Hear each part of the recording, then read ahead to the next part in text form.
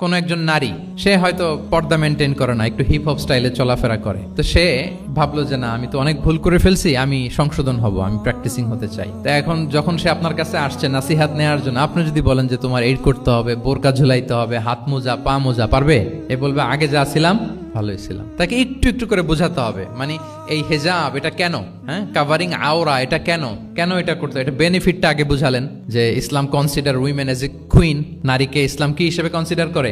রানী হিসেবে। তো রানীর তো একটা ড্রেস কোড থাকবে, স্পেশাল পোশাক থাকবে, এগুলো বুঝাবেন। সে যাতে একটু নিজেকে গুছিয়ে চলে, শুরুর দিকে আপনি এই বার্তা দিতে পারেন যে একটু গুছিয়ে চলতে হবে। এরপর একটু শালীন পোশাকে যেন সে অভ্যস্ত হয়, এটা বললেন। সে যখন শালীন পোশাকে অভ্যস্ত, তারপরে হেজাবের ফজিলত বললেন, সে যেন হেজাব পরে। যখন সে হেজাব পরে, এরপরে তাকে নেকাবের কথা বললেন। এইভাবে আস্তে আস্তে তাকে বোঝাতে হবে। কিন্তু একবারে যদি সব চাপিয়ে দেন, বলেন তো আওয়াজ করে, সে কি ওটা রিসিভ করতে পারবে?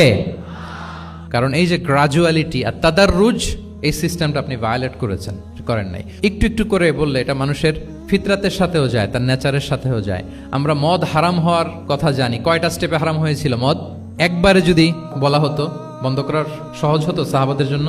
হতো না। অনেকে আছে দেখবেন যে চেইন স্মোকার, তো যে চেইন স্মোকার, আপনি যদি বলেন যে এটা হারাম, আজকেই তোমার বাদ দিতে হবে, হারাম, এটা খাইতে পারবে না, পারবে?